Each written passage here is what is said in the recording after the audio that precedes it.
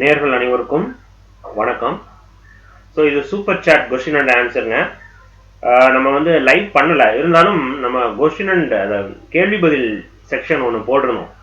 So ஒவ்வொரு மாதத்திற்கும் நம்ம வந்து அந்த மாதத்தில் போடப்பட்ட வீடியோக்கள் அல்லது நம்ம சேனல்ல இருக்கக்கூடிய வீடியோ கீழே யாரெல்லாம் கமெண்ட்ஸ் பண்ணியிருந்தாங்க அல்லது உங்களுடைய டவுட்ஸ் கேட்டிருந்தாங்கன்னா அதற்கான ரிப்ளை வீடியோஸ் போட்டிருந்தோம்.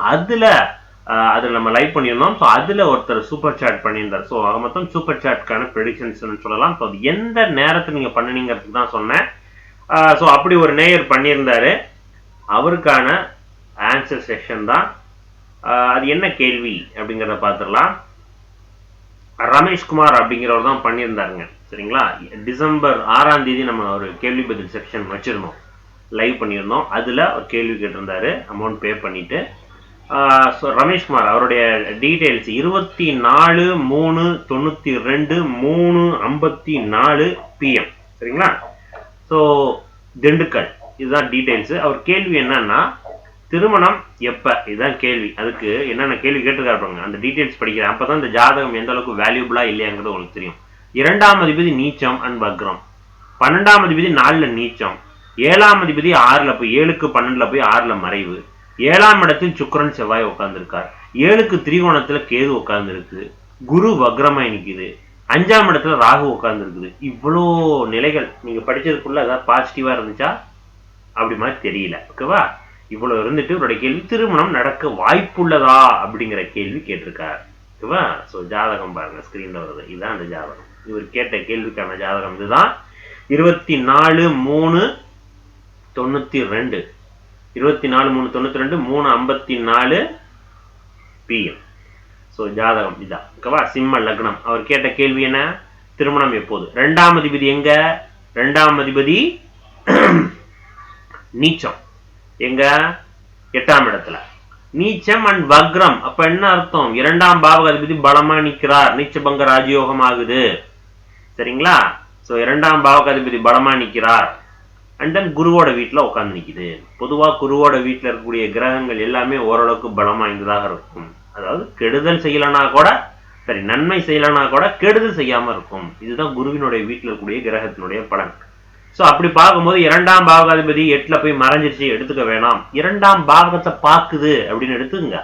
அண்ட் தென் வக்ரம் ஆயிடுச்சுன்னு எடுத்துக்க வேணாம். அங்க நீச்சமான கிரகம் வக்ரமாகி நீச்சபங்க ராஜயோகத்துக்கு போகுது. அப்ப 2ஆம் பாவகாதிபதி நல்லா நிக்குது.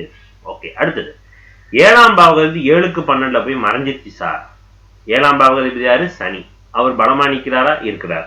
ஆனா 7க்கு 12ல் மறையலாமா? அப்படித்தான் இருக்கணும் சார். கடக சிம்ம லக்னத்திற்கு 7ஆம் பாவகாதிபதி கொஞ்சம் அப்படி இப்படின்னு மறைஞ்சுதான் இருக்கணும், வக்ரமா இருக்கணும், சுபகரக தொடர்புல இருக்கணும். இங்க பாருங்க, 6ஆம் இடத்தில் சனி நல்லது, 7ஆம் பாவகத்தில் சுக்கிரன் செவ்வாய் நல்லது, 7ஆம் பாவகத்திற்கு குரு பார்வை இதை விட நல்லது.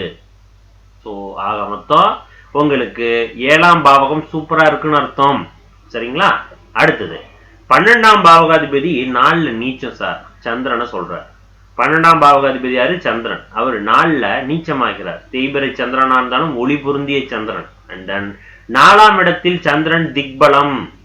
அப்ப என்ன ஆகுது? கிட்டத்தட்ட ஆட்சி நிலையில நிக்குது அப்படின்னு எடுத்துக்கணும். ஸோ ஆக மொத்தம் இவர் சொல்ற எதுவுமே நெகட்டிவ் கிடையாது. நெகட்டிவா நினைச்சுக்கிட்டு இருக்காரு. வக்ரம் ஆயிடுச்சு, நீச்சம் ஆயிடுச்சு, மறைஞ்சிருச்சு, 7க்கு 12ல் போய் மறைஞ்சு, இப்படி எல்லாமே சொல்லிட்டு இருக்காரு. ஆனா பாருங்க, அப்படியே எல்லாம் பாசிட்டிவ் நிக்குது. அடுத்தது 5ஆம் இடத்தில் ராகு உட்கார்ந்துருக்கே சார்.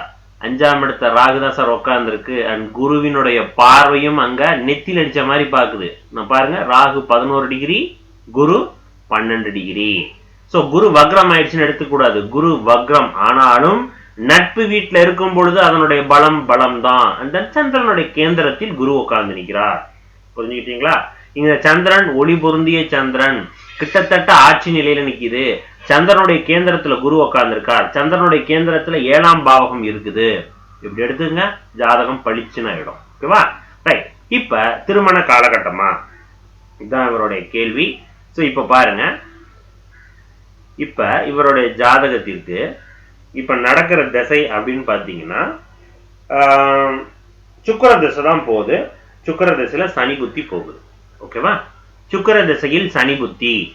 இந்த சனி தான் திருமணத்தை கொடுக்கணும். எப்ப இது போகுது? சனி அக்டோபர் 2022 சனி புத்தி போகுது. ஆனா சனி புத்தி ஸ்டார்ட் ஆனதுலேருந்து திருமணத்திற்கான காலகட்டம் தான். ஆனா திருமணத்தை பண்ணி வைக்காது. திருமணம் சம்பந்தமான விஷயத்துல ஈடுபடும் போது தடை தாமதத்தை கொடுக்கும்.